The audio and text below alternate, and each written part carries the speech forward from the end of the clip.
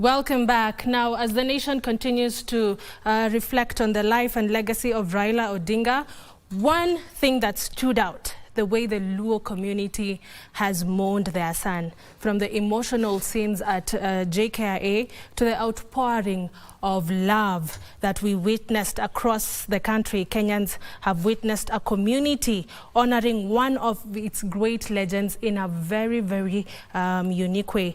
But what do these traditions tell us about the Luo people in how they treat the heroes in their life and in death? And what do Raila Odinga's own writings reveal about him? I'm joined tonight by Felix Okach, an author of Luo Clans and Legends, among other works, a man who has studied and documented stories, hierarchies and heroes that shape the Luo identity. Mr. Okach, thank you so much for joining us. Thank you for welcoming me to the studio to talk on the Luo legends and the behavior.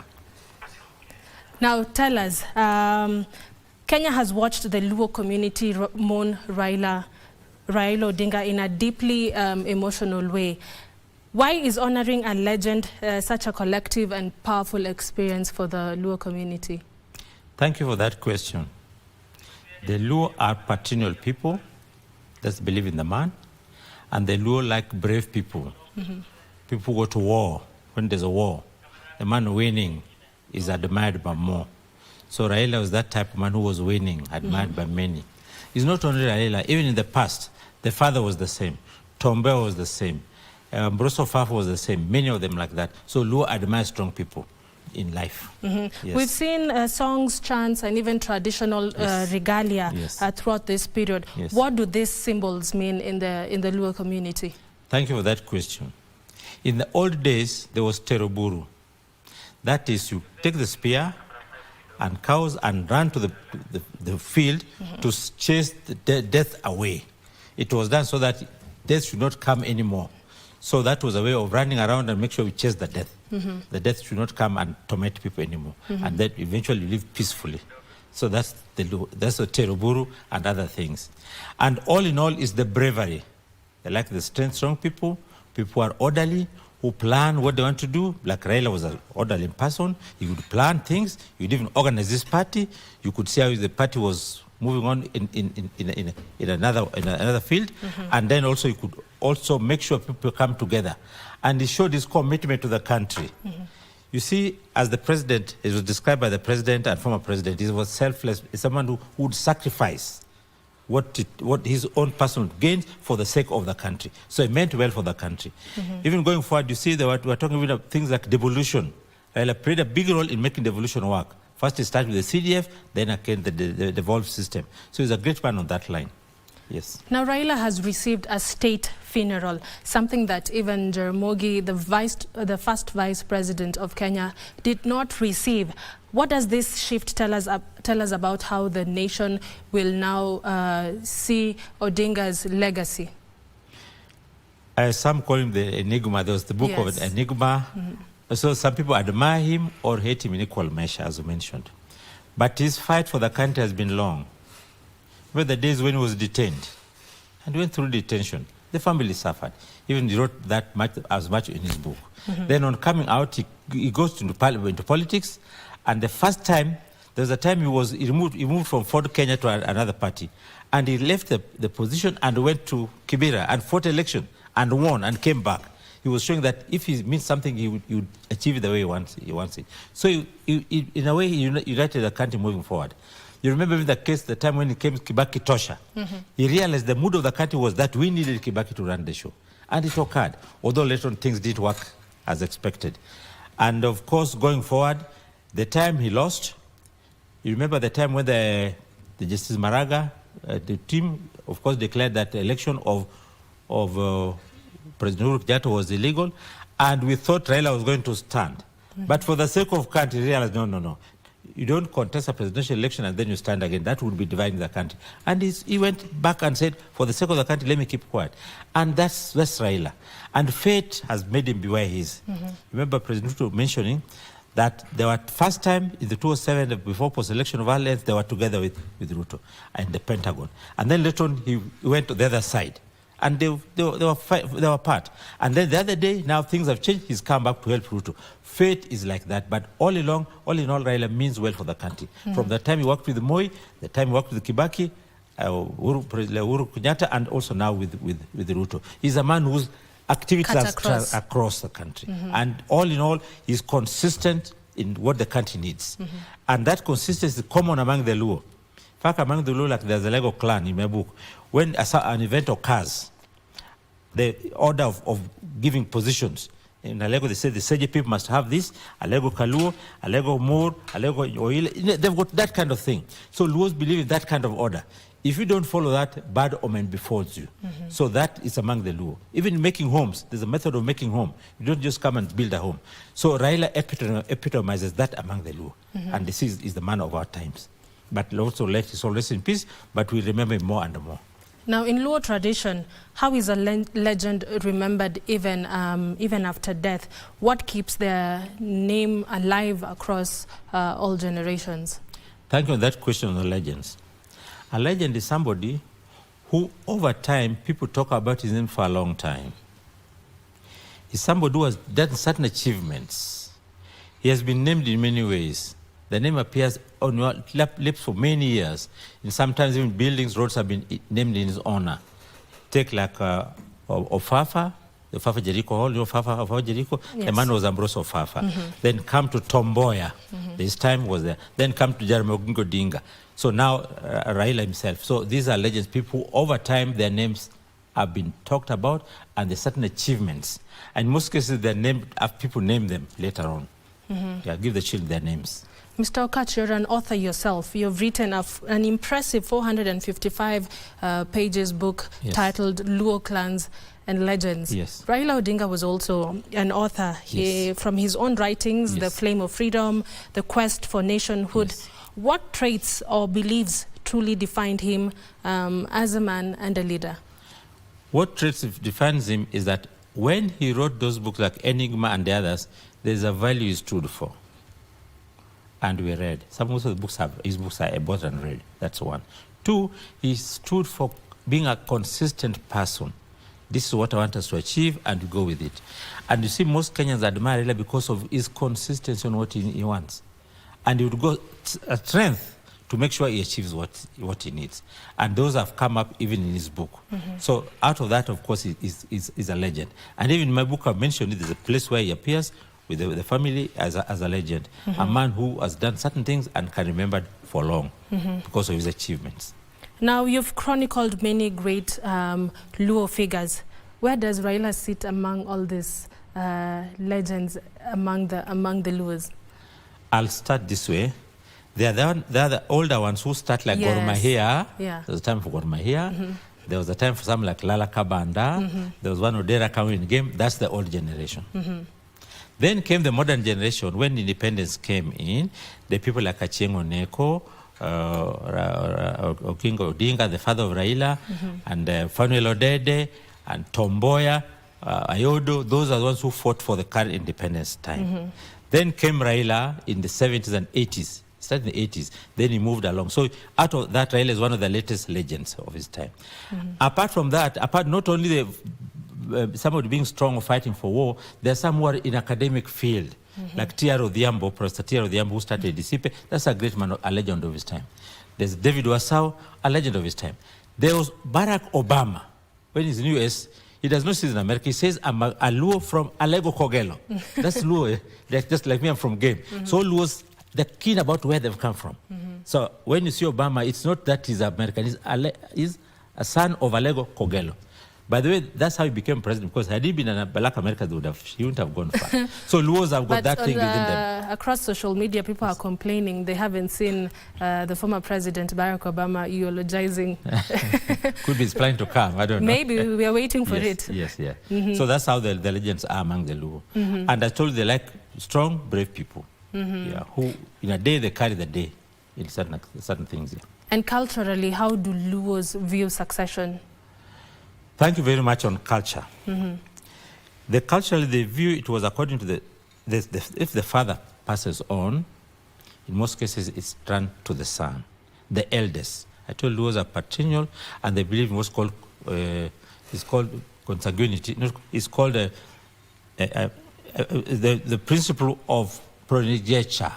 Progeniture means it goes to the firstborn. So, like, if the father dies, the next thing goes to the firstborn son. If they're making home, there's a way the firstborn son makes his home. So, like in this case, is the firstborn son who's there, who comes in. In the past, among the Luos, there's a clan for Kisumu.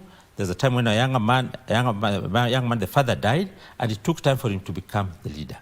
In the case of Gor Mahia, also, he didn't come immediately because he was crowned by the grandfather, but he waited until when he became an old person. That's when he took leadership. So it was the method of passing crown from one to another. Yes. And with Raila gone, who stands out as the natural successor?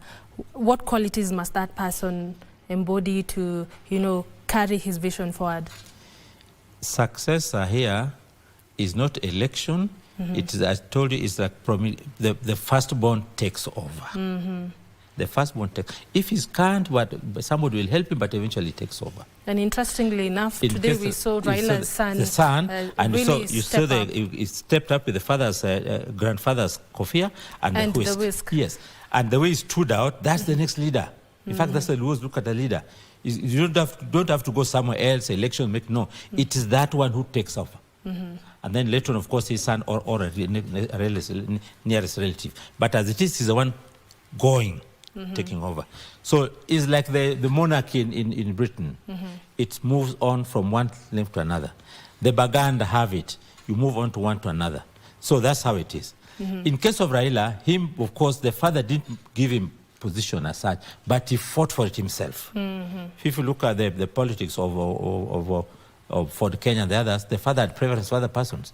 But Raila took it upon himself and worked hard and carried the day. Yes. And what lessons can Kenya learn from the Luo hierarchy, especially in how respect, leadership, and continuity are handled within families and clans? What I would say is that the Luos, since their people always like sitting together and making a decision jointly, it's better they sit, be peaceful, as my mentioned, peaceful, and organize things in a peaceful way. So hierarchy in Luo, they should follow the customs, which there's an order and a system of somebody coming up. Yeah. Do you see a new generation of Luo leaders rising from Raila's shadow? I see a lot. A lot of them. You see, the world is changing. Yes. And technology is changing. So now most of them, they know what's happening. In terms of business and leadership, they're coming slowly. You'll see the next elections, you'll see young men coming up from whatever it is, and they'll take over. Yes. When history remembers this moment, the way Kenyans mourned Raila, what do you think will stand out the most?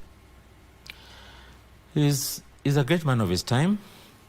He contributed to what's called a devolved system. He sacrificed himself for the country.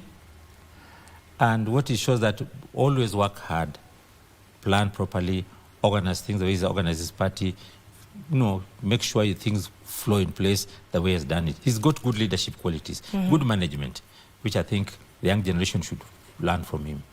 Yes. If you were to write, you're an author, if you were to write a chapter about Raila Odinga, a proper chapter, not just a mention in your book, Luo Clans and Legend, or a book, what would you call it? His book, I would say a great man of his time, a great Luo. A great Luo in the sense that people can talk about him for many years in terms of his academic. He was also in sports, like Gor Mahia was in sports, like Odera Kang was in education. He has epitomized what Luo is, what brings the Luo together and move into a given direction. You see, this Luo, when I talk about the Luos, they came from southern Sudan, and they always come in groups and waves. And all of them, they know one another, they have a common language, common way of behavior, common way of following things. So Raila epitomizes that one. So if I was right about him, I would say somebody who has brought the Luo together and given what's called the Luo identity and purpose. Luo identity and purpose of living. I think he's done that. Beautiful. Yes. Now, just going back, the scenes at JKIA were very, very powerful. The collective reception, yes. they didn't mind about the yes. JKIA being a restricted area. Yes, yes. Their focus was yes. on the remains of yes. Right Honorable yes. Raila Odinga. Yeah. Yes. The next procession proceeds to Kisumu, then Bondo. Yeah. What are we expected to see? Someone who's not a Luo, what are some of the cultural practices that we will see unique so that people won't be caught, oh, what is this, what is this, you know. Some of us, because now it's home ground now, yeah. it will be more intense, the reception will be more ground. Yeah. Yeah. What are some of the cultural things that we expect to see special for such a legend in his own hometown? First of all, remember there was the digging of the grave which was done earlier. Yes. And then after that, the viewing of the body. And then old men will talk, given chance to talk, praise him. And then the burial. And we call it a day. But on the whole, going by what happened at JKIA, moving to Kasarani and Parliament, you remember Parliament, initially they were called Parliament when they were chaotic. Oh, yes, yes. I think the security arrangements were faulted. They didn't take aspects of risk in time, or some of them underestimated Raila. You see, the crowd we are seeing at JKIA, they were coming from as far as Kibera Kangemi, walking the whole morning to make sure they are there. And even after the diversion, yes. they still walked all the way to yes. Kasarani Stadium. And even in Kisumu, they wanted to go and spend the night, the way they did when there was an exhibition in Homa Bay. But they were told, no, come tomorrow. So it shows that they feel for Raila. Yes. Okay. Thank you so much, Mr. Felix Okach, for shedding more light on the Luo community, things we have seen and things we expect to see as we continue mourning and honoring the Right Honorable Raila Odinga. We now take a short break. We will be back with more.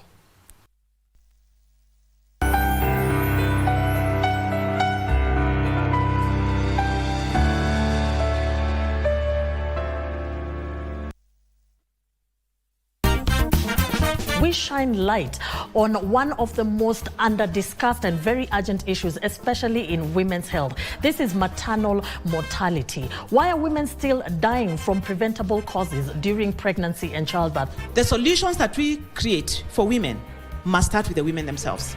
It is the wearer of the shoe who knows where it pinches most. One of the key causes of maternal mortality is obstetric hemorrhage, bleeding. And I think the leadership of this country needs to wake up and really focus on what is killing women. And they can only do that by listening. If only would put in money, if only would invest strengthening our supply chain, would ensure that our governance is airtight, then in this country will not be able to speak about maternal mortality very quickly in the near future.